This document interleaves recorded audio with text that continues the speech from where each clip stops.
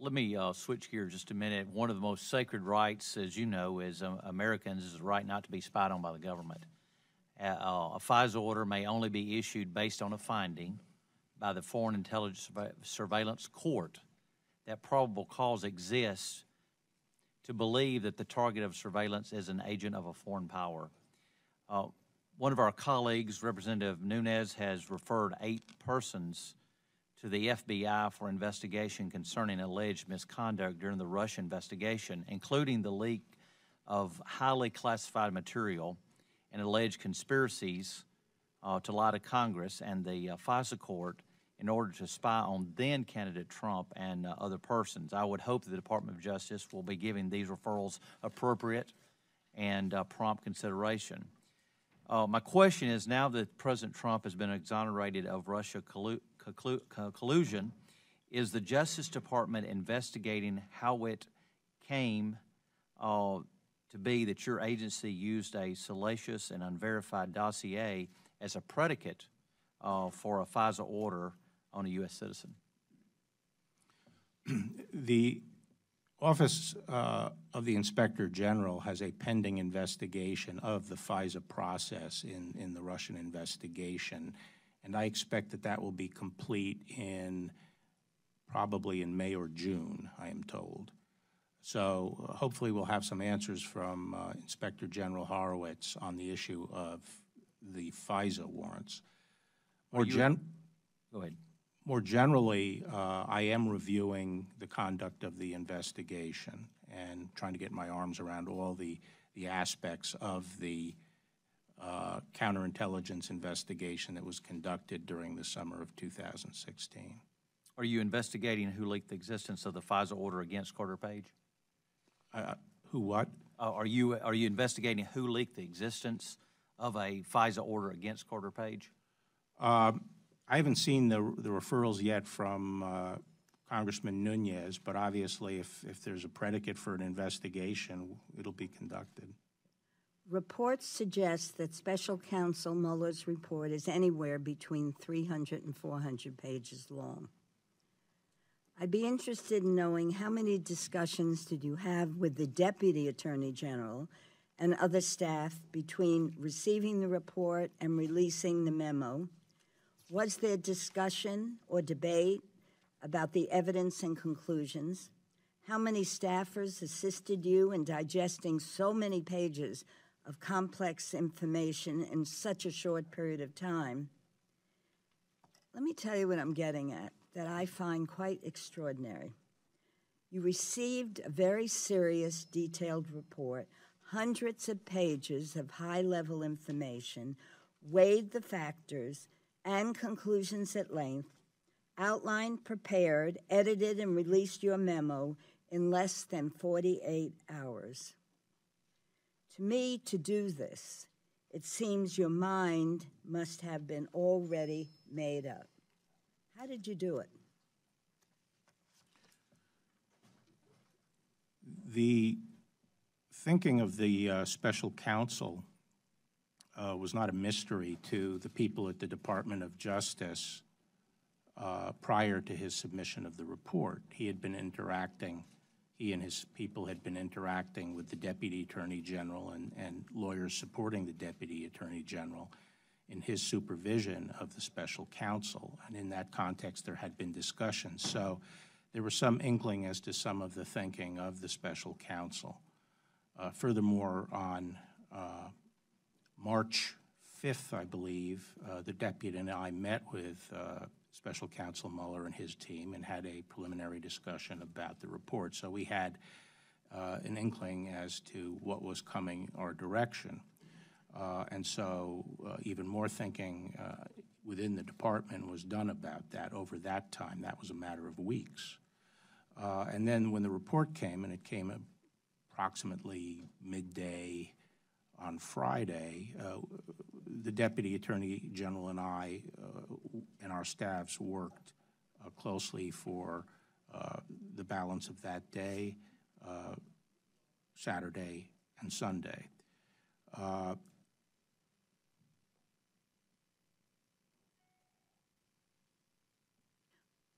didn't want to interrupt you. Did the White House see the report before you released your summarizing letter? Has the White House seen it since then? Have they been briefed on the contents beyond what was in your summarizing letter to the Judiciary Committee? I've said what I'm going to say about the report today.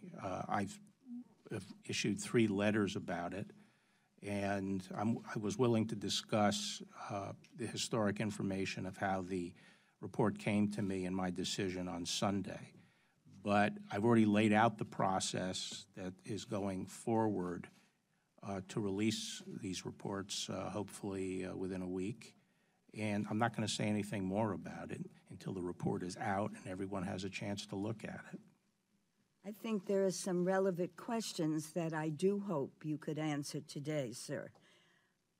On the question of obstruction of justice, your memo stated, quote, "While this report does not conclude that the president committed a crime, it also does not exonerate him. Yet President Trump has publicly stated that this report is a complete and total exoneration. Can you tell us who is factually accurate? And will the release report include details on the obstruction issue and why, as you noted, the president is not exonerated, or will that information be redacted?" I've already explained the information that's going to be redacted from the report, the 4 categories. That is what's going to govern the redactions. And, in fact, the special counsel and his staff are helping us select the information in the report that falls into those 4 categories. But again, the report, I'll be in a position, as I said, within a week to release the report. People can then read the report. I've already promised the Judiciary Committees that I would appear as soon as they're able to schedule a hearing after the report is released. So I'm not going to discuss it any further until after the report is out. Could you just explain for us? I understand that you are going to appear before the Judiciary Committee, but in that short period of time, it is very puzzling to me that the 400 pages could have been reviewed, and the president states that this report is a complete and total exoneration. Who's factually accurate? As I say, it's hard to have that discussion without the contents of the report, isn't it? And that's why I'm suggesting that we wait until the report is out, and I'm glad to talk to people about it after then, and I'm already scheduled to testify about that. I appreciate that. In closing, I just hope that we as members of Congress are going to have the complete report and have discussions with you as to the accuracy of some of the statements. Thank you for appearing before us today. And will we, in closing, will we have the complete report? Or are you going to be selective as to what you give members of Congress? You mean the unredacted report? Mm-hmm. No, the first pass at this is going to produce a report that makes these redactions based on these 4 categories, and that's something that I am hoping will be available to the public. As I said, I'm glad to talk to Chairman Nadler and Chairman Graham as to whether they feel they need more information and see if there's a way we could accommodate that. Attorney General, thanks for being with us. And I'll just remind the committee, we've heard a lot about the Mueller report today. 22 months of investigation, 2,800 subpoenas, $25 million from taxpayers, 500 witness interviews, 19 lawyers, 40 FBI agents, and who knows how many warrants. And the conclusions were simple. No collusion, no obstruction. I remember when the first letter was released, and there were a lot of complaints then, Attorney General, that you weren't releasing the summary soon enough. And then here today, I hear it was too hasty, too quick. So now you've had time to review, your team's had time to review. You've indicated maybe within the next week we'll get the report released. So for the committee, is there anything new you've seen since the review of the entirety of the report that would change your conclusions? No, Congressman. As I explained, my March 24th letter was meant to state the bottom line conclusions of the report, not summarize the report. And I tried to use as much of the special counsel's own language as I could. But they were just stating the bottom line conclusions, and there's nothing to suggest to me that those, that those weren't No collusion, no obstruction. It's over. It's done. It's over. Well, the letter speaks for itself. I thought it did too. Well, I'll shift in a second because members of Congress have said they intend to ignore the public redactions and leak the full report. Would that give you pause if that were to occur? Someone's going to leak the full report? That's what we, that's that what would be members of Congress have unfortunate. been saying. Well, that would be unfortunate because, there's grand jury information in there that under the law has to be redacted. We've heard members of this committee today say that the American people deserve to see the full report. And so even members of this committee have indicated that. The chairman of Judiciary just this weekend said that, this is Chairman Nadler, certainly some of it would not leak publicly, that he has discretion. And the committee has a very good record of protecting information which it decides to protect. So General Barr, under federal law, does a member of Congress have the power to arbitrarily decide what portions of the special counsel's report they might release, redacted or not? Well, not if it violates the law, and we believe 6E does apply to members of Congress. So, it's interesting because this whole mechanism for the special counsel, as I said, was established during the Clinton administration in the wake of Ken Starr's report. And that's why the current rule says that the report should be kept confidential, because there was a lot of reaction against the publication of Ken Starr's report. And many of the people who are right now calling for release of this report were basically castigating Ken Starr and others for releasing the Starr report. I have already said that I think the situation here requires me to exercise my discretion to get as much information out as I can, and I think these categories, I think most fair-minded people would agree, are things that have to be redacted. Right. And I guess just thinking about the chairman of Judiciary, if he were to release, or any member of Congress were to release the full report or redacted portions of the report, are they in compliance with law or in violation of the law? And I don't want to speculate about all the circumstances that would be involved. I don't intend at this stage to send the full unredacted report to the committee, so I'm not sure where he would get it. Okay, and then just if he got it directly from the council, that would be unfortunate. I doubt that would happen. A quick question about subpoena. I'm not on the Judiciary Committee. My understanding is, though, they've issued a subpoena to you to release the full report. Would that put you in violation of federal law? If you were to comply in the current situation, I don't think I have the latitude to release 6E material. As to the other categories, as I said, I'm willing to discuss those with the judiciary committees. I want to try to accommodate and satisfy their interests, but at the same time uphold the law. And right now, and there's been a recent case decided in the District of Columbia just, I think, within the last week on this, the 6E material is not releasable. On the question of obstruction of justice, you stated in your March 24th letter that the Mueller report does not exonerate the president. Can you elaborate on what is meant by does not exonerate the president? I think that's the language from the report. Right, I understand that. That's a statement made by the special counsel. Right. I reported as one of his bottom line conclusions, so I'm not in a position to discuss that further until the report is all out. And then what is meant by exonerate is really a question that I can't answer, what he meant by that. But as you sit here today, you can't opine, after having read the report yourself, why it reaches that conclusion that it does not exonerate the president. That's right.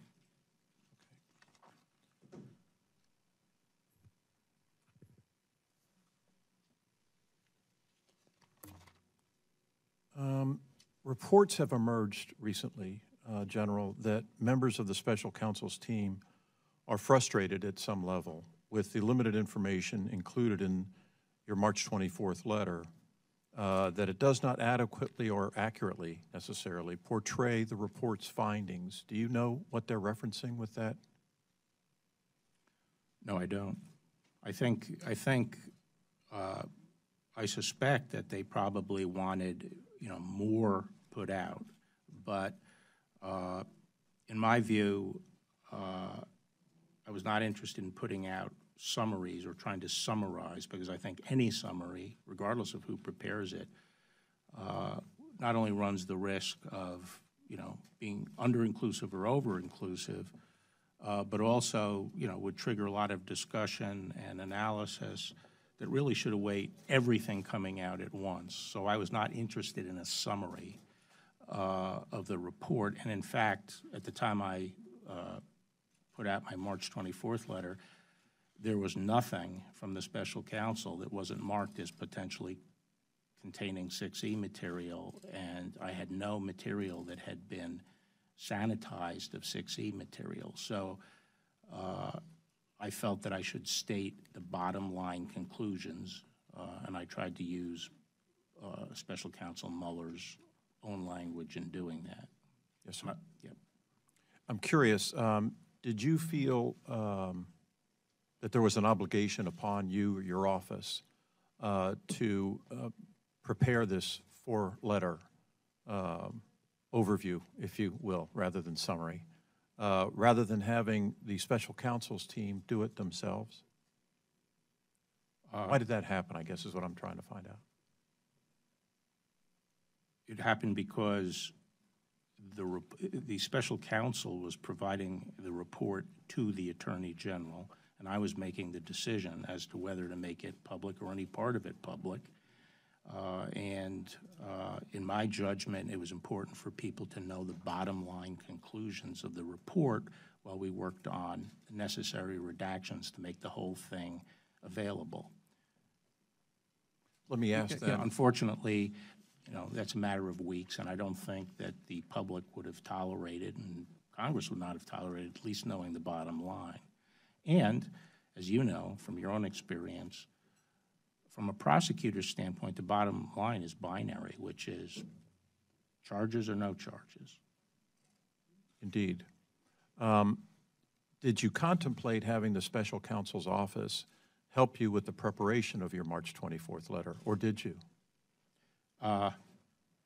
We offered to have Bob review it before putting it out, and he declined. I didn't ask you about reviewing. I asked if you thought about having them help prepare the March 24th letter. I mean, they did the report after all. No, I didn't think about it. Why not? Because it was my letter.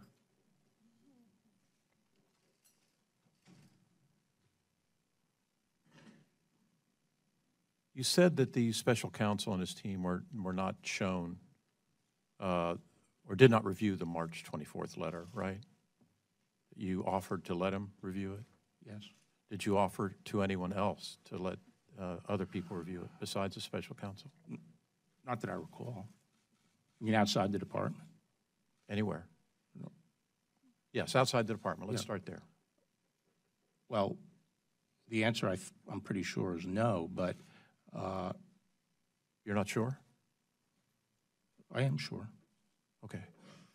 What is far more critical at present, and it has much far more reaching consequences to the credibility of our government, is the prompt and full disclosure of the Mueller report. The current non-disclosure of that report has only worsened a pervasive distrust of government generally and of Mr. Mueller's investigation and your department's response to it specifically. This really started very early on in the investigation with excessive secrecy about exactly what we were taking a look at. Here is the supplemental memo from the Deputy Acting Attorney General, and this is what drives the public crazy when they see something like this. This is what we have to try to avoid when we get into this. In your March 24th 3.5-page summary of the report, you stated that you are, quote, mindful of the public interest in this matter and that you intend to release, quote, as much of the report as you can consistent with applicable law, regulations, and department policies. You know, of course, that on March 14th, the House resolved unanimously, 420-0, all members of this committee and House voting, that the full report be released publicly, except where prohibited by law, and be released to Congress unconditionally. Do you appreciate the importance of a full disclosure of this report, both personally and on behalf of your department? I appreciate the importance of releasing as much of the information in the report as I can, consistent with the law. Okay, well, let's get into that then. What specific laws, regulations, and department policies, as you cited in your letter, do you claim require or justify you to withhold portions of the report? You've already talked about 6E. Okay, what else? Well, as I said, there are 4 categories of information that are being redacted. I understand that, sir. Okay, and one of those you categories. asked what else. The other one is we've asked the intelligence community to identify any information that could reveal intelligence sources and methods. Okay, but what authority do you have to state that you have discretion to withhold? I get the grand jury side. That's 6E. And by the way, you know as well as I do that 6E also encompasses an intelligence committee exception. So I assume you're going to say that that falls under that category, that there can be some release or withholding of intelligence-specific information under your 6E category. What about the other 2 categories? What justifies you in claiming the discretion to withhold that information? Well, are you talking about the intelligence? No, I'm talking about the other 2 categories. I'm talking about ongoing prosecutions, but I'm particularly focused on privacy and reputational interest, because it seems to me that that's an exception that you can just drive a truck through. So, I mean, you're the one that says you have the discretion to do that, and I'm asking you, where does your discretion lie? Where is your regulation? Authority? Because the regulation that sets up the special counsel and also provides for his report to the Attorney General, and also what the Attorney General can release, specifies that it has to be consistent with the department's longstanding policies.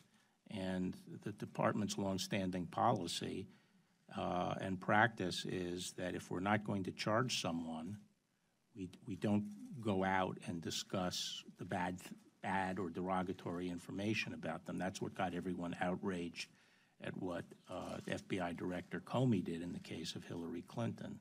Okay, so the regulation back to longstanding policy is what justifies that exception, right?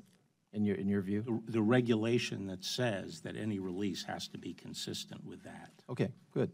Let's go to 6E here for a second. Well, before I get to 6E, are you maintaining or will you maintain any right to withhold any of the information in that report based on a so-called claim of executive privilege? Am I what? Are you going to claim that you have a right to withhold any of that report based on a so-called claim of executive privilege? Well, any claim of executive privilege would have to be asserted by the president. And the president... As I said in my letter, which sort of speaks for itself, he has said that he's leaving the decisions up to me. Okay. Are you going to claim executive privilege to keep any of that report back? As I said, there's no plan. I have no plan to do that. Okay. Do you believe that executive privilege applies to any broader range of communications and specific direct communications from the president? You know, I would have to review the latest opinions from OLC about the precise scope of it, but it's not relevant to me right now. And as far as you know, does it apply to any communications by the president before he was president? As I say, I'm not sure what the learning is in the Department of Justice on that. Okay. You're aware that that there are exceptions under 6E under which you can, in fact, disclose grand jury material. Some of those are within your discretion, but many of those are subject to a ruling of a court, correct? What are they?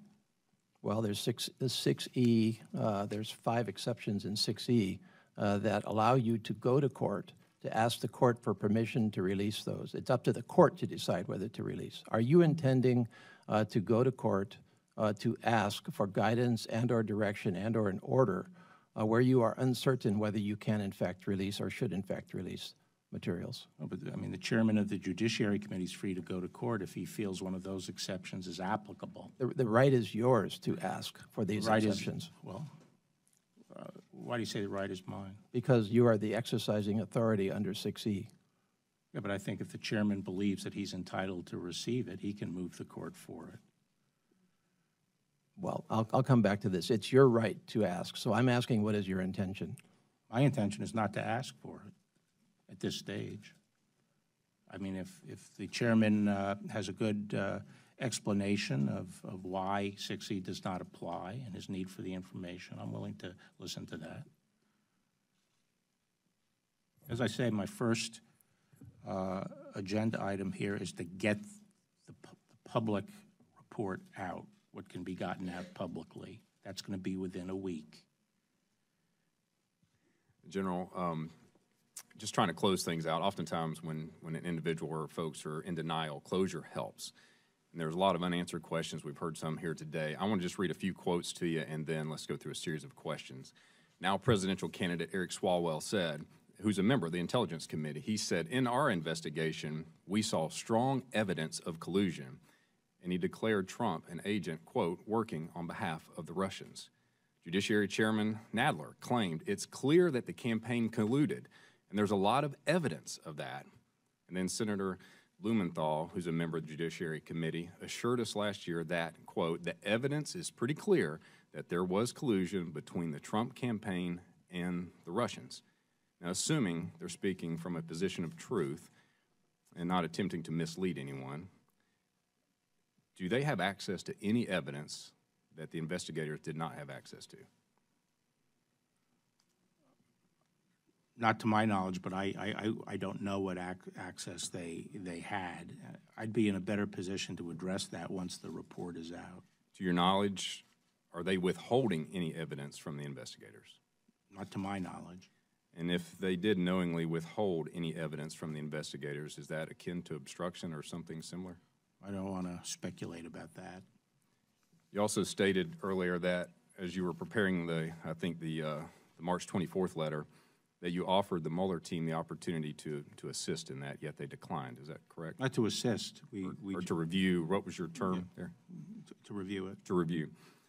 And yet reports indicate that there are a few disgruntled investigators, a part of the team since then, who, without names, under a shroud of secrecy themselves, are upset with your findings. But your findings basically just restated the report. Is that correct? That's what I tried to do.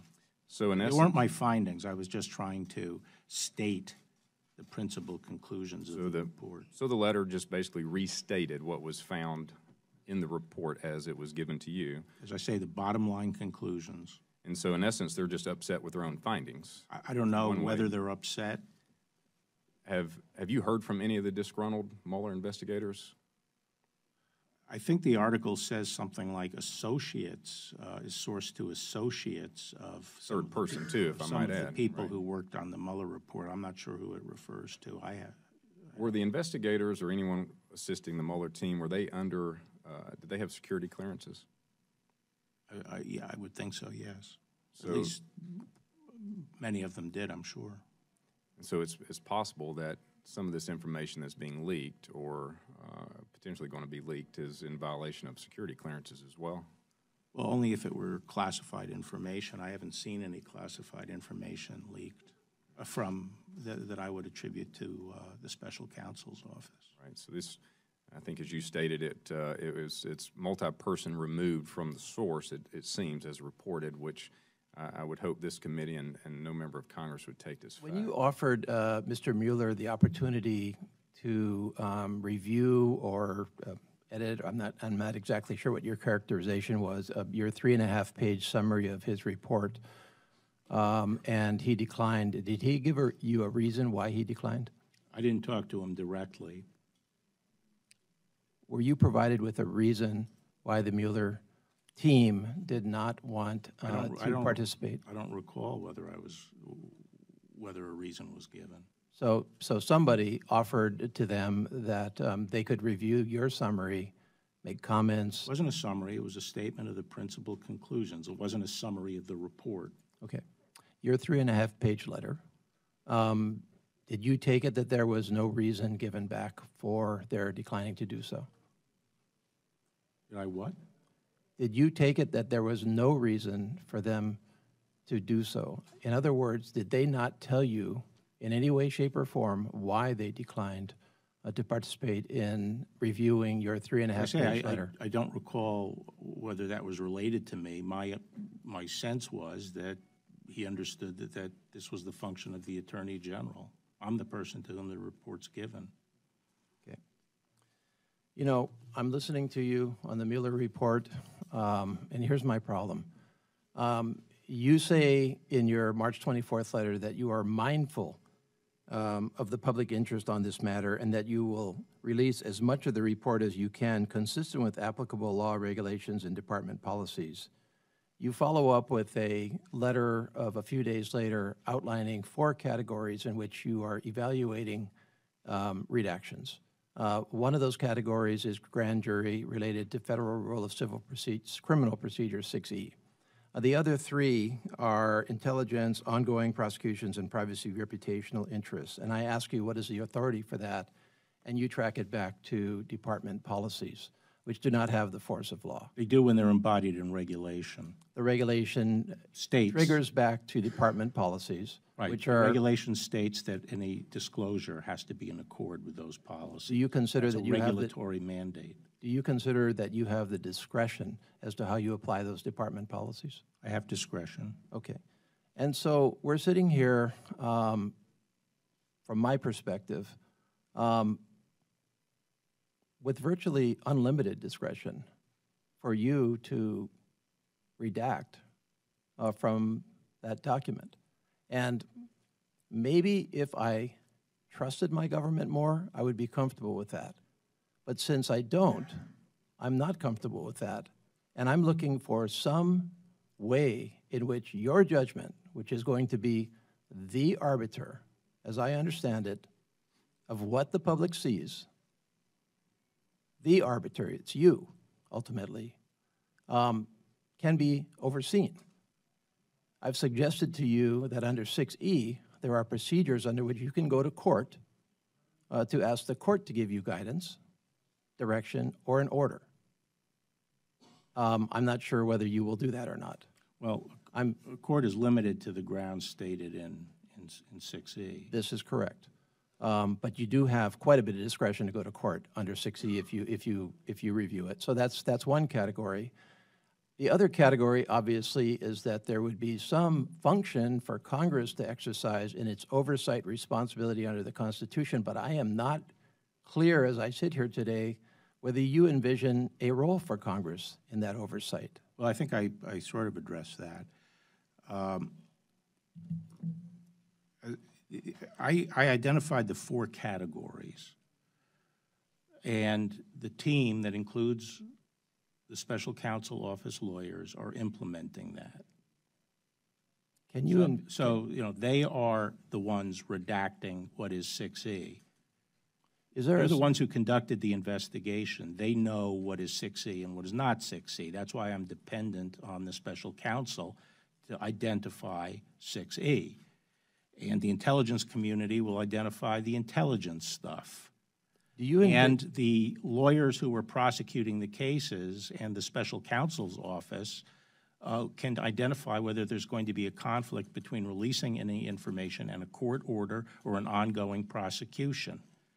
And the special counsel's office knows who the peripheral players are that they've said shouldn't be charged. So those are the categories. Does Congress have a role in overseeing your decision as to what is and isn't taken out of the Mueller report? Is there any circumstances under which any member of Congress would have full access to all of the Mueller report, period? Maybe under conditions, but is there any circumstance you can envision, sir, where Congress, with whatever protective procedures may be in place, would have access to the full report to review it? Yes, I did say here that once that report is ready for release, I would not only give it to the chairman of the judiciary committees, but I would talk to them and engage with them about what additional information they feel they require and whether there's a way of accommodating that. As you, I'm They sure, have to give you a reason. What if they just want to see the report to satisfy themselves of your exercise of discretion? Well, it depends. Take, classified information. I can envision. You have an intelligence committee for that. Well, if you let me finish, I was saying I can envision a situation where under appropriate safeguards, that information would be shared. I also think there may be, under appropriate safeguards, a way of people verifying that these categories were not abused and that the information is bona fide privacy-related information and so forth. And I'm willing to work with the judiciary committees on that. But I'll have to say that until someone shows me a provision in 6E that permits its release, Congress doesn't get 6E unless there is a provision that permits it. There's plenty of discretion in 6E for you to make that judgment. Where would you find that? Judicial proceedings, akin to judicial proceedings, if you want to go there. I'm sorry, I'm really out of time, but there are a number of interpretations you can make of 6E that would give you some pretty good discretion to come up to Congress under limited circumstances, possibly, to be able to satisfy somebody in Congress who gets to see the entire report and who gets to oversee you. I was uncertain as to what you were conveying yesterday during your House testimony about whether you will provide a report of the report or a redacted version of the actual Mueller report. Yes, it's my intention to provide the latter. As I said in my confirmation hearing, the regulation under which we're operating did not contemplate and specifically was meant to avoid these public reports. But I feel I have the discretion in these circumstances to make the report public as long as it's consistent with the law. And as I said at my hearing, that I was going to try to be as transparent as possible, and that's what I've been working toward. There are 4 areas. I intend to release the report with redactions made in 4 areas, and they were specified in my March 29th letter. The first area is 6E material because, and I'm talking here, by the way, about the public, a report that would be available to the public generally, and then I'll talk a little bit about the report available to committees of Congress. The report I'm working on now, I would like to make available with redactions that would enable me to make it public generally, and there are 4 categories. The grand jury material, which by law must be retained within the department absent very specific circumstances, which I do not think exist here. Second category is any material identified by the intelligence community that would put at risk intelligence sources and methods. The third category is information that would impair existing prosecutions and investigations that are going forward right now, either by affecting the ability of the department to pursue them as effectively as we'd like, or being unfair to the individuals who are actually parties to that prosecution. You will recognize that Special Counsel Mueller did spin off a number of cases which continue in progress and are being handled in the department. And so we have to make sure that nothing in the report impinges on those ongoing cases. And the final category is information that implicates the privacy or reputational interests of peripheral third parties who were not charged. Now, the people who are making these redactions and implementing these 4 categories are the department working with the Special Counsel Office lawyers, and those are the people involved in making the redactions. So, as I mentioned yesterday, we plan to identify very specifically which redactions relate to which category and try to explain why that redaction was made. I also said yesterday that when it comes to Congress, once I get this done and the public, everyone has the report, I'm willing to work with the committees. The regulation requires that, doesn't require, but it has my notification go to the judiciary committees.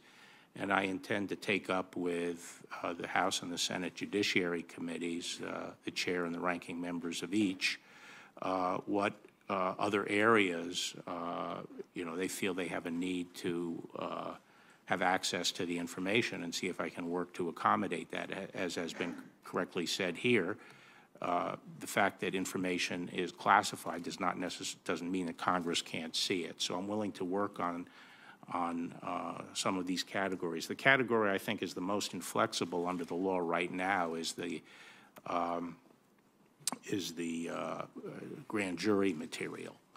But even there, once the redactions are completed, I intend to sort of read the report and see if there are areas where it affects the intelligibility or, really has an impact on the report. And I'm willing to work with the judiciary committees to see if there's a workaround that could address any concerns or needs that they have. I want to go back to your comments about the 4 reasons that you intend to redact portions of the special counsel's report. The 4th one was information that would unduly infringe on the personal privacy and reputational interests of peripheral third parties. Does that mean that you will redact information to protect the reputational interests of the president? No. I'm talking about people in private life. Okay. Not public office holders. Thank you. News just broke today that you have a special team looking into why the FBI opened an investigation into Russian interference in the 2016 elections. I wonder if you can share with this committee who's on that team, why you felt a need to form that kind of a team, and what you intend to be the scope of their investigation. Yeah, as I said in my confirmation hearing, I am going to be reviewing both the genesis and the conduct of intelligence activities directed at the Trump campaign during 2016. A lot of this has already been investigated, and a substantial portion of it has been investigated and is being investigated by the Office of Inspector General at the department. But one of the things I want to do is pull together all the information from the various investigations that have gone on, including on the Hill and in the department, and see if there are any remaining questions to be addressed. And can you share with us why you feel a need to do that? Well, for the same reason we're worried about foreign influence in elections. We want to make sure that during an election, I think spying on a political campaign is a big deal. It's a big deal. Generation I grew up in, which was the Vietnam War period, people were all concerned about spying on anti-war people and so forth by the government.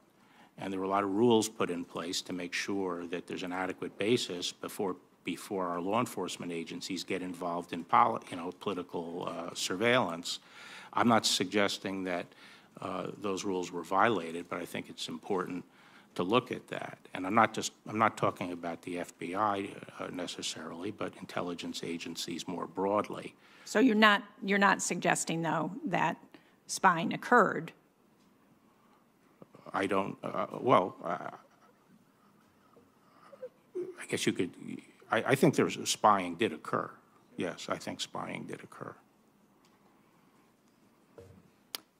Well, let me... But the question is whether it was adequately predicated. And I'm not suggesting it wasn't adequately predicated, but I need to explore that.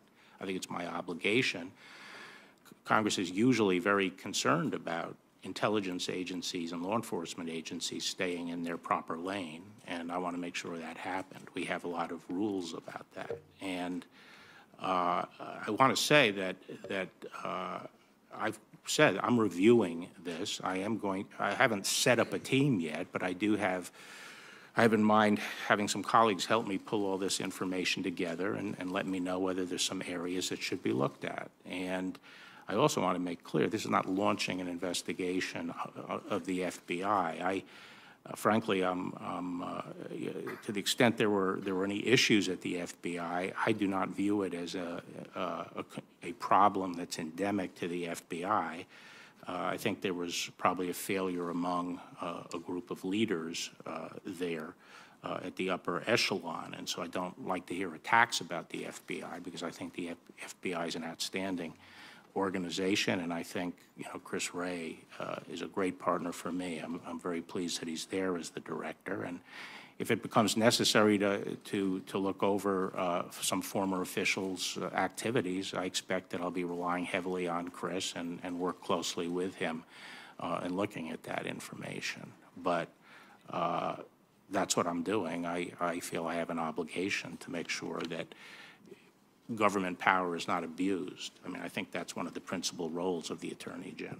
Attorney General, thank you for being here.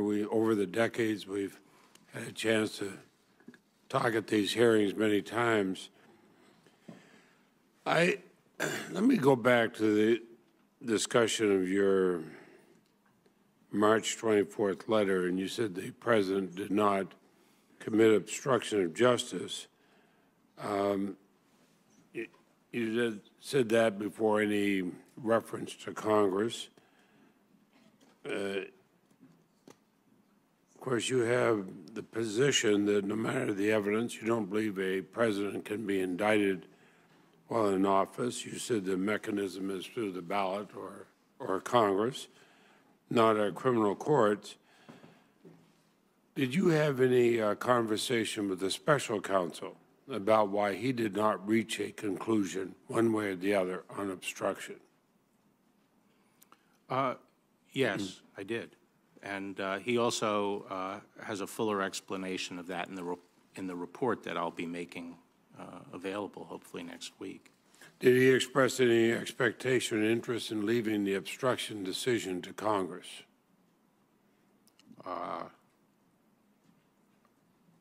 Not that he didn't say that to me, no.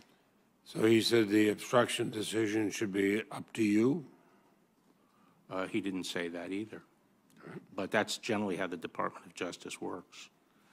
Generally, grand juries are to investigate crimes, and a prosecutor's role at the end of the day is binary.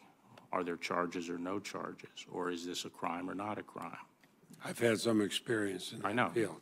So I think you would agree with me. But let me say that I don't feel, you know, I'm looking forward to explaining my decision that I briefly outlined in the March 24th letter, but I don't feel I can do it until the report is out, because I think I think the report contains a lot of the information that would give meaning and content to the discussion, and I really can't do it in the absence of getting it out. So I'm anxious to get it out. That's what I've been working toward. And well, I said I'd come up to the Hill as soon as the Hill will have me, which I guess is at the end of the month, to testify about that. Well, to sort of follow up on something Senator Moran asked, and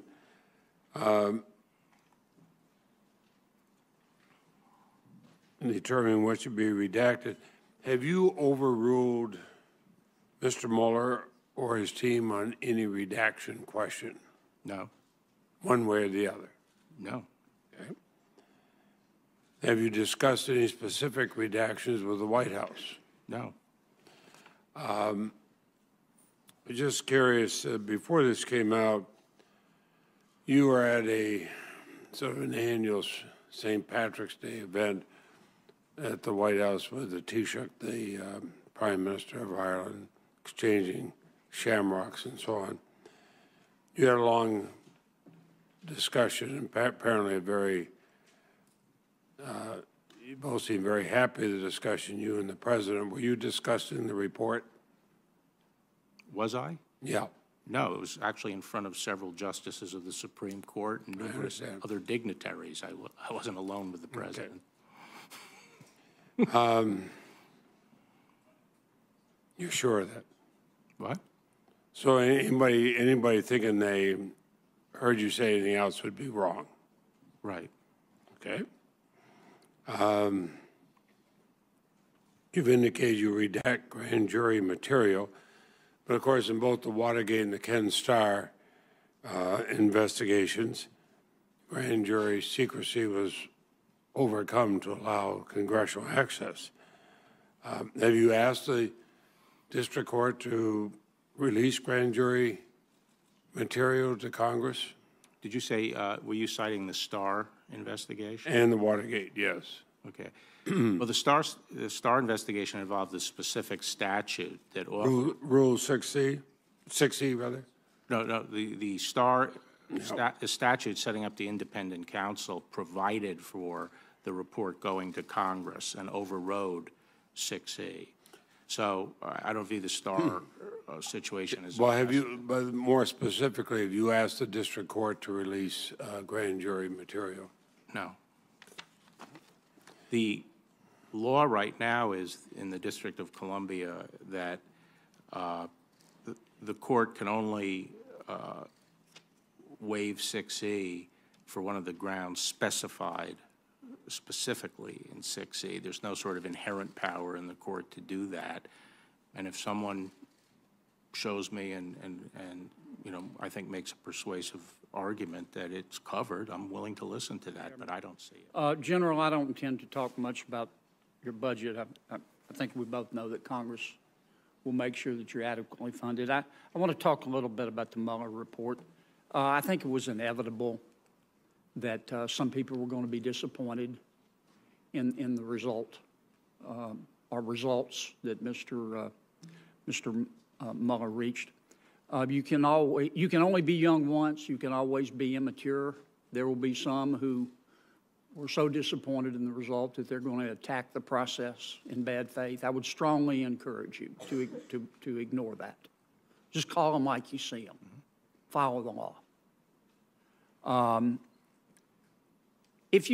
Can we agree that if you turned over the Mueller report without grand jury material redacted to only members of Congress, can we agree that there is a material risk that the grand jury information would leak? I think so. I mean, that's been known to happen. Yes, occasionally. Yes, sir. In a sentence or two, why would that be bad? Well, because we depend on the secrecy of the grand jury for our whole system of justice, and people have to be assured when they go into the grand jury that these are going to be confidential sessions. I got it. Can we agree that if you turned over an unredacted report to the members of the United States Congress that included material that might impair an existing investigation or investigations, that there's a material risk that that information might leak? Yes, Senator, there's a risk. Why is that bad? Well, presumably the reason people are interested in seeing the report is because they believe it's important for the criminal justice process to work. Yes, sir. Allowing this other information to come out would frustrate, from the prosecutor's standpoint, the system from working in other cases, and from the defendant's standpoint would be unfair, potentially unfair to the defendant. Let's talk about reputational risk. If you turn over a report... Excuse me, Senator, could I just add something? Certainly. In some of these cases, there are gag orders from the court prohibiting this information from going out. Okay. If you were turn over an unredacted report containing unredacted information that could raise reputational risk, can we agree there's a material risk that would leak? Yes, Senator. Why is that bad? Well, it goes back to the,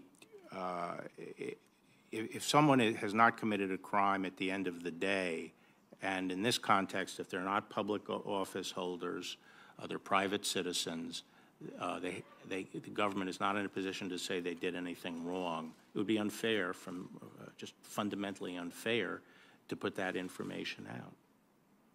Would that be especially the case if someone thought their communication was confidential? Yes. Kind of like Dr. Ford,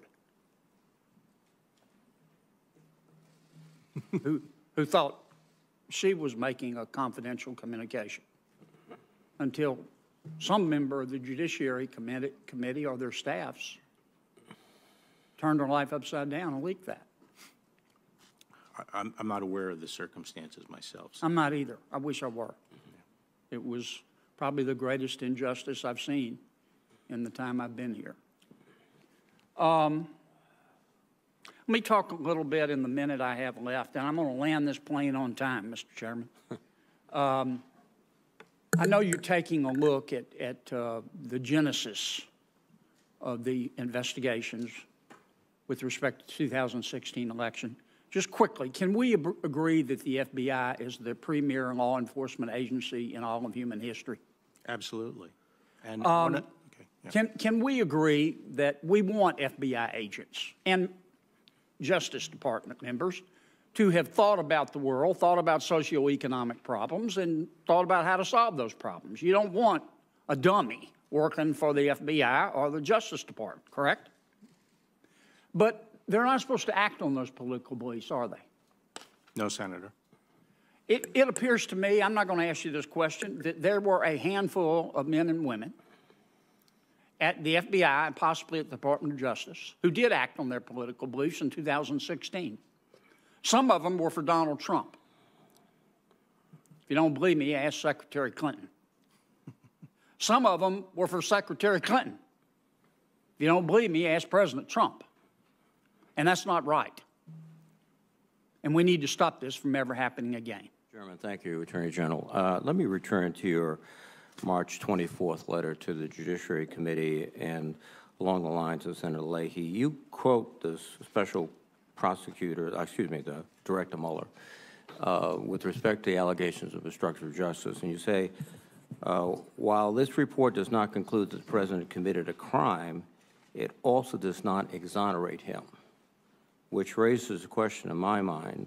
Did the special counsel find probable cause that a crime had been committed? I'm not going to characterize his report. The report will speak for itself, and that's why I want to get it out. Well, then let me just follow up. But I think my letter says that he did not find a crime was committed. No, I understand that, but it's, I think, important to note that you took his language and said, I did not find a crime, but I can't exonerate the President. That suggests that there's a possibility that probable cause existed for a crime. However, someone, either Director Mueller or yourself, made a determination that the evidence would not be beyond, could not convince a jury beyond a reasonable doubt, or that the policy of the department was not to charge the President because of the constitutional issue of impeachment. So this is again, I'm trying to understand why not only Director Mueller said this, but you repeated it, that the President was not exonerated from the obstruction of justice allegations. As I explained yesterday, I was trying to state just the bottom line conclusions and not characterize it or try to summarize the report beyond just stating its bottom line conclusions. And I thought the best way of doing that was taking that language from Mueller's report.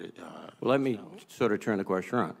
If there was no evidence probable cause, then I would presume he could have said very clearly that there was no crime committed, that he could, in fact, exonerate the President, as he seems to have done with the allegations of conspiracy between the campaign and Russia.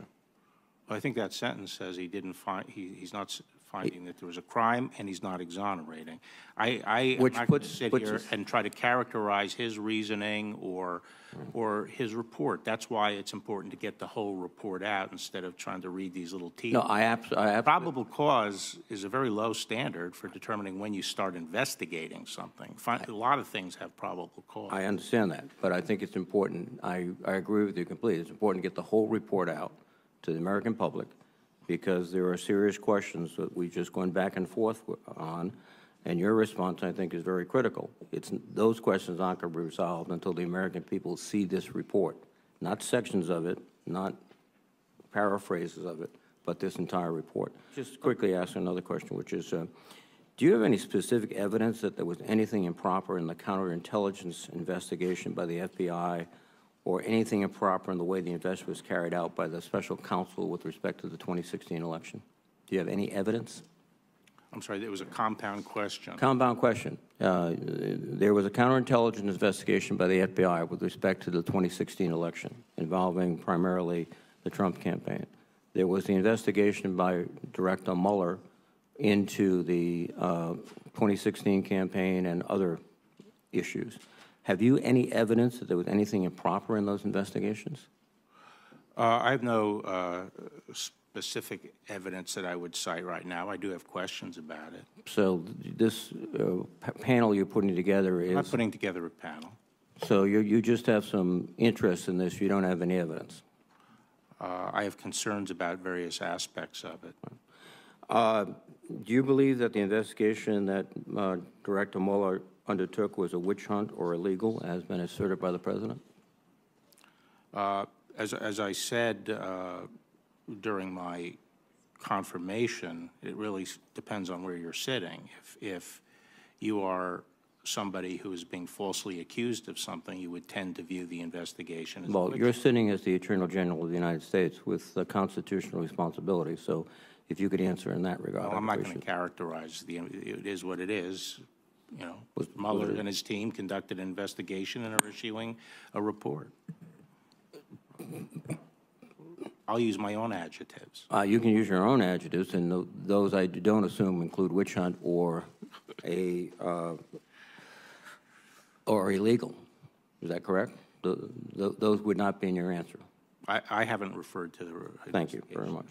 I just want to, as a clarification, as a non-lawyer here, we hear, this is the Mueller report, we hear a cry on Capitol Hill to release the entire report. I just want to reemphasize what you stated to Senator Kennedy, for those of us who are non-legal. That would be a very unprecedented and damaging to just put the whole thing out there, and an unreasonable request. Am I stating that correctly? I don't know if it would be unprecedented, since I'm not really sure what happened in the Watergate situation. I know the report came out 50 years later, I think. But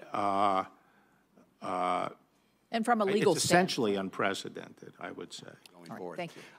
Let me ask you with regard to the Mueller report in your March 24th letter. You say that Mueller set out evidence on both sides of the question that leaves unresolved what the special counsel views as, quote, difficult issues of law and fact concerning whether the president's action and intent could be viewed as obstruction.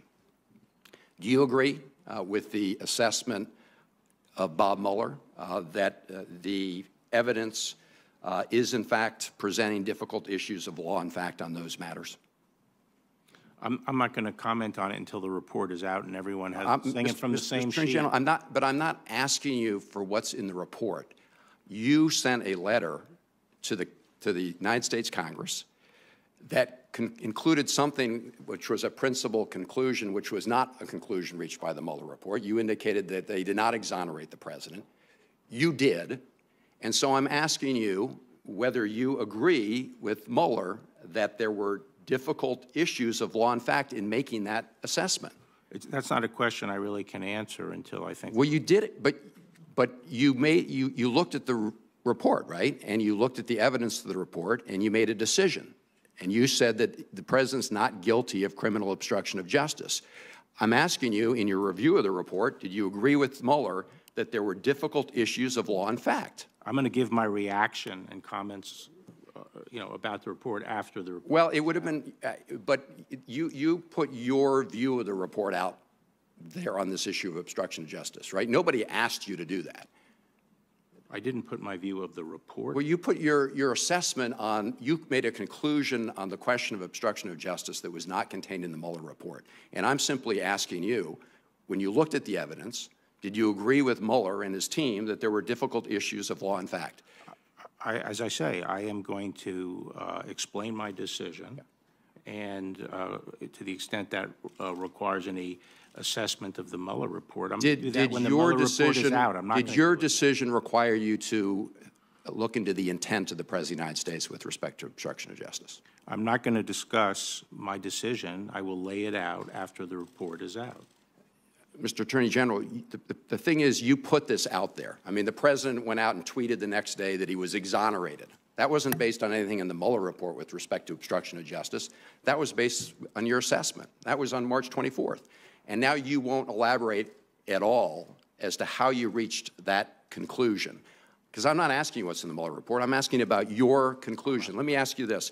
Well, You said in your it was the conclusion of a number of people, including me, and I obviously am the Attorney General. It was also the conclusion of the Deputy Attorney General, Rod Rosenstein. I understand. No, I've read your letters, others, Mr. and I will discuss that decision after the report is Did Bob Mueller support your conclusion? I don't know whether Bob Mueller supported my conclusion. So in your June 2018 memo, you indicated a president can commit obstruction of justice in the classic sense of sabotaging a proceeding's truth-finding functions. Did you see any evidence in this report about whether or not President Trump committed what you call a classic sense of obstruction of justice? I'm not going to characterize or discuss the contents of the report.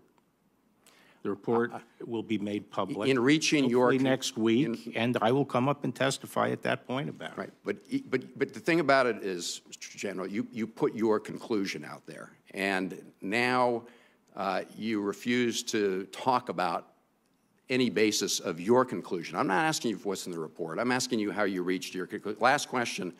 Can you assure us that the key factual evidence relevant to charges of obstruction of justice will be included in the public report? Could you just say Can you assure us that the key factual evidence in the Mueller report related to charges of obstruction of justice will be available in the public report?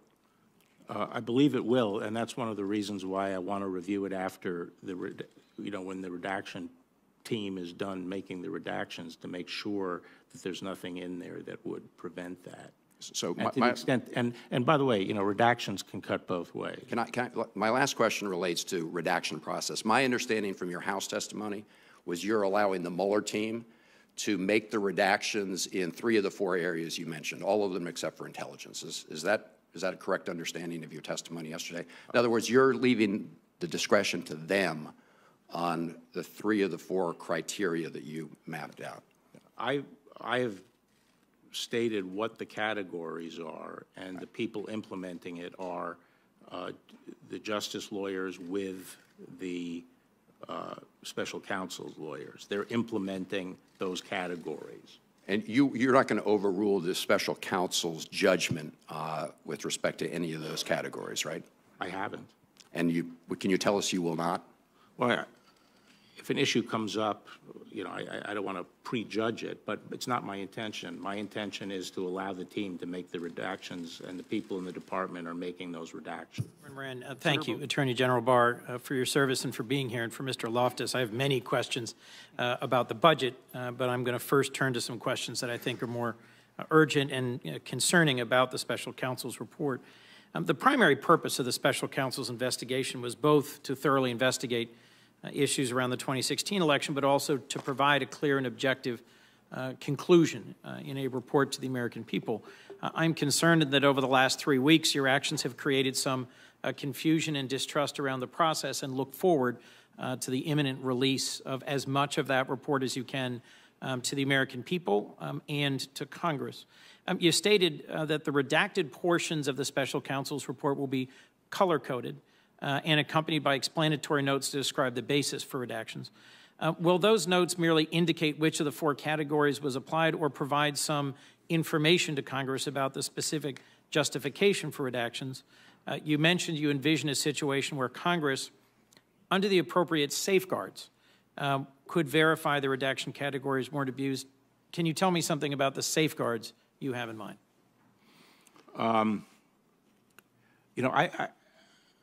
I don't know how detailed the descriptions will be. Some of them may just be generic, but some of them may be able to provide additional information. So, for example, if there's a gag order in a case that says, apart from whatever we feel about impinging on the case, there's a gag order that would be implicated by release, I expect that will be put in. And are those safeguards likely to be worked out with the chair and ranking of Judiciary, who also just happened to be with us? Now, in terms of the safeguards, so for example, an easy one in my view is the classified information. I would just want to make sure there were adequate safeguards and shared with a limited number of people, that kind of thing, the thing we would normally do in this situation. I was struck that the District Court of the District of Columbia reported recently the grand jury convened by Mueller has not been discharged and is continuing its investigation. Did anyone pressure the special counsel to conclude his investigation and submit his report before it was complete? I didn't. Did anyone else, to your knowledge? Not that I'm aware of. Why there are press accounts that members of the special counsel's team as investigators prepared summaries for public release of sections of the report. Why did you summarize the principal conclusions reached by the special counsel and the results of investigation rather than releasing some of these prepared for public release summaries? So actually, Deputy Attorney General Rosenstein and I were expecting a report that would make it very easy for us to determine what had to be taken out and what wasn't, and that's not how the report came to us. So I immediately recognized that there was going to be some significant lag time between our receipt of the report and when we could actually get it out, and decided that none of it was releasable as I received it, because none of it had been vetted for 6E material, but every page on it had a warning that it could contain 6E material. So every page had a warning, and you were certain that the Mueller team had not vetted it. It had not been vetted. There weren't summaries. Let me get to two other questions, if I could. Forgive me. So I'm just saying that I felt it was important to just advise the country as to what the bottom line conclusions were. I was not interested, actually, even if I had summaries available, which I did not on Sunday, that were vetted, I wouldn't have put out summaries, because I think summaries, no matter who's preparing them, are going to be subject to criticism. People have to remember that generally the Department of Justice does come out with binary conclusions. And so just stating the bottom line on each of those, I think, was entirely appropriate. Who, if anyone, outside the Justice Department has seen portions or all of the special counsel's report? Has anyone in the White House seen any of the report? You know, I'm not gonna, you know, as I say, I'm landing the plane right now, and you know, I've been willing to discuss my letters and the process going forward, but the report's going to be out next week, and I'm just not going to get into the details of the process until the plane's on the ground. At what point will you allow Congress to know whether or not the White House was given the full report, briefed on the report, shared sections of the report? Once I go up to it is striking the president claimed complete and total exoneration if he didn't either see the report or was briefed on the report. As I said, you know, once the report is out, I'm happy to discuss the process. I very much look forward to that. Yeah. Given my last question, given your unsolicited June 8th letter to the Justice Department regarding obstruction of justice, did you ever consider recusing yourself from making a conclusion about whether a charge of obstruction of justice should have been made?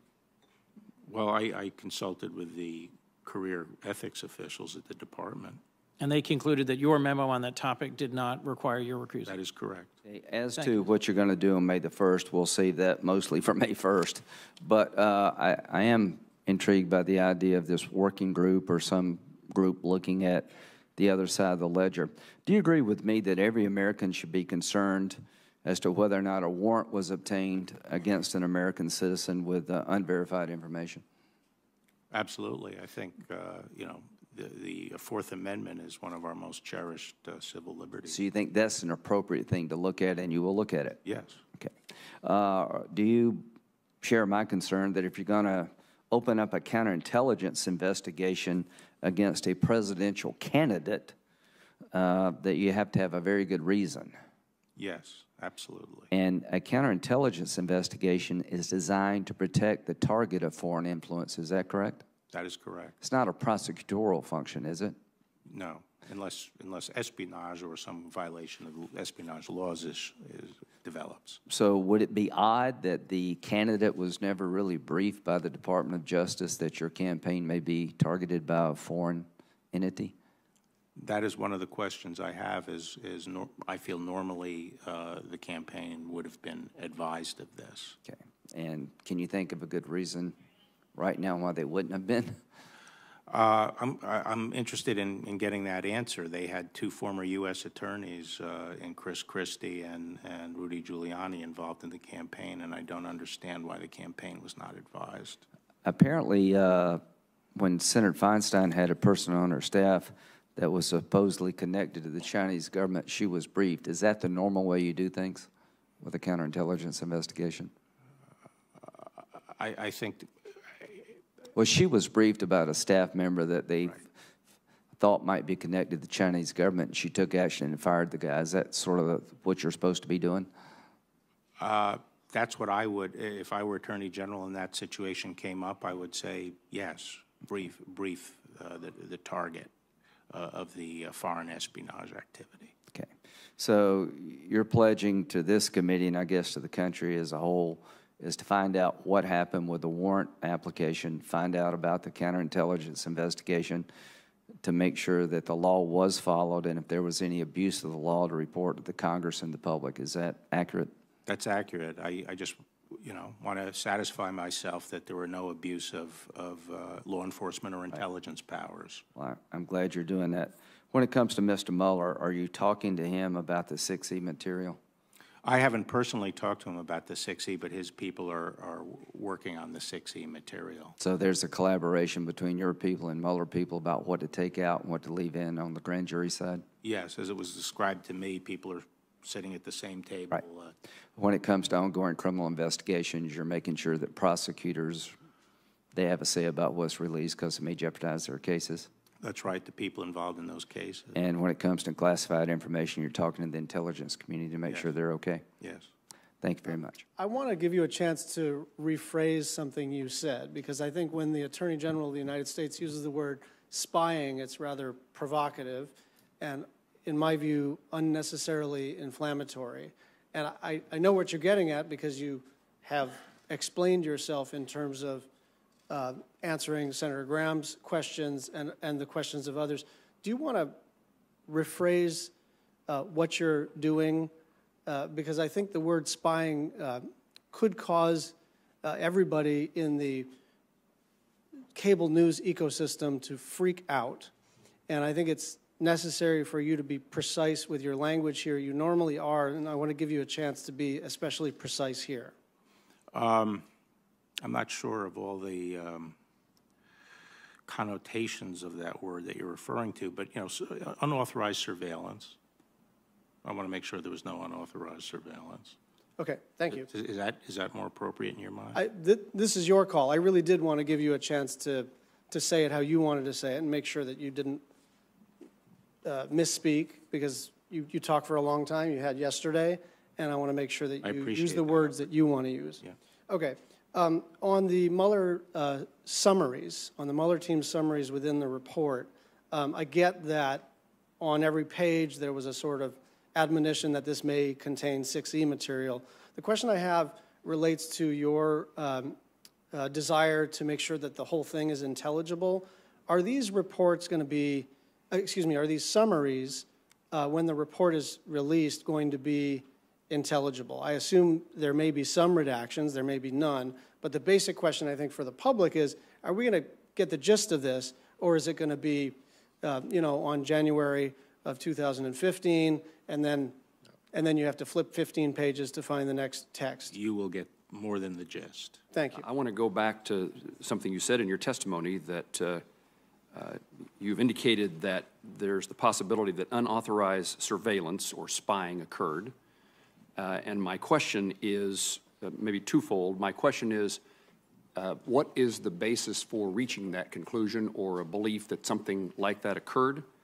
And what are the consequences for those who committed unauthorized surveillance?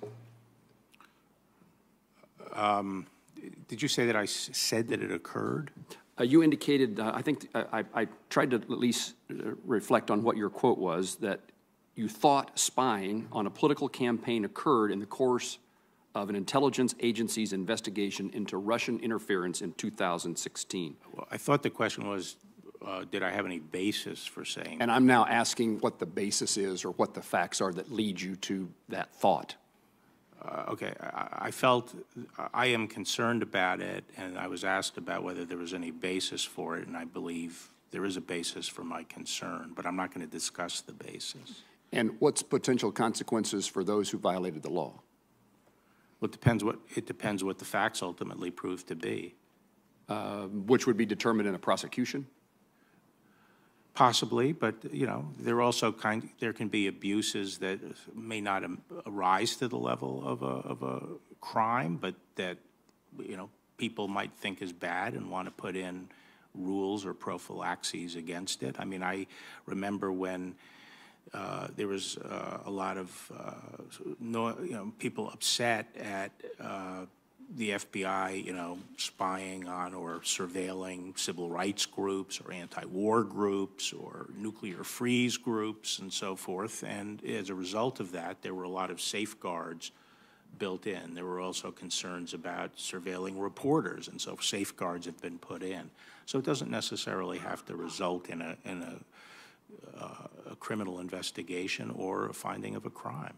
But part of my responsibility is to protect the civil liberties of the American people, and I think something that is important is that the law enforcement and intelligence agencies respect the limits on their powers. I just want to make it clear, thinking back on all the different colloquies here, that I am not saying that improper surveillance occurred. I'm saying that I am concerned about it and looking into it. That's all.